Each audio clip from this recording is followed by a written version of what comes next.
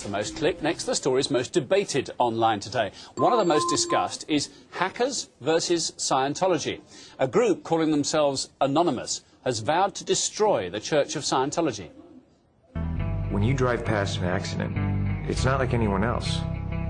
Drive past, you know you have to do something about it because you know you're the only one that can really help. Well, they claim to be reacting to Scientology's decision to try and ban this now infamous video of Tom Cruise.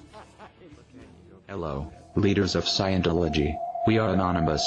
Over the years, we have been your campaigns of misinformation. In return, they've posted their own video threatening action against the church, and they claim to have taken down the Scientology website. Well, it's all very ominous, but what can they do about that claim? And should we be worried that an unknown group of hackers has this kind of power? We're turning to Alan Phillips, who's chief executive of computer security firm 7Safe. Are they bluffing, Alan, or could they do this? There are many different things that computer hackers, as they get termed, can do. It would appear that in this case they've taken down the website by using what they call a denial of service attack, where they basically fire lots and lots of different packets or bits of information into the one place, so it makes it inoperable, so no one else can access it. But you know, there are many other things that people with computer security knowledge can do. It might be that they actually look on the website and look for some kind of vulnerability that they can exploit. If I'm the victim of a DOS, a denial of service attack, what would you advise one of your clients to do to sort of get around it?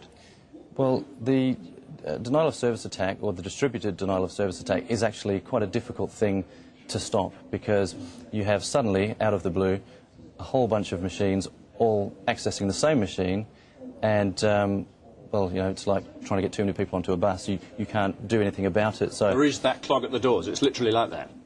Yeah, it's pretty much exactly the same kind of thing. But can it be maintained indefinitely, or can people do something about these incoming extra people, to continue our metaphor? Well, over time you can sort of have a look at it. Can be a bit of a laborious process, but you can see which machines are actually doing the denial of servicing, and you can, you know, filter them out. But it tends to be that these kind of things happen for a sustained period, then disappear, and then another bunch of machines start the attack. Right, which is why they prove so effective, I suppose. The Gawker website we pulled up just to have a look about what's going on.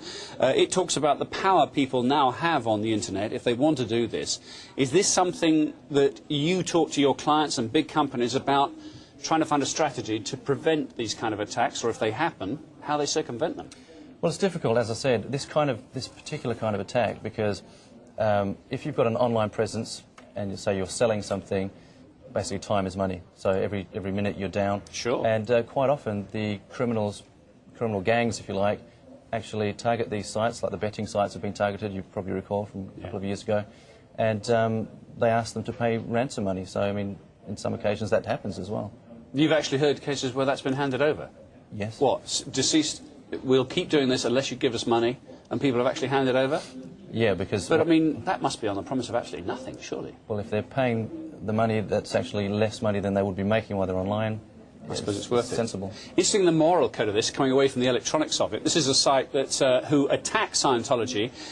Many of those people are split by this. It's morally wrong, they say, in this particular argument, and you can see the URL on screen there, to use this kind of anonymous blogging or anonymous attacking. There is a kind of creed of behaviour online, isn't there? And many people disapprove of this kind of attack. Well, in this particular case, I think it seems to be some kind of grudge. So, I mean, people who have grudges don't really seem to follow a code of ethics. So, you know, I can't really speak for them, but this is what's happened. OK. Alan Phillips, good to meet you. Chief Executive of the computer security firm 7Safe. Thanks for being with us. Another story heavily discussed online today is the return of Bond. That's James Bond.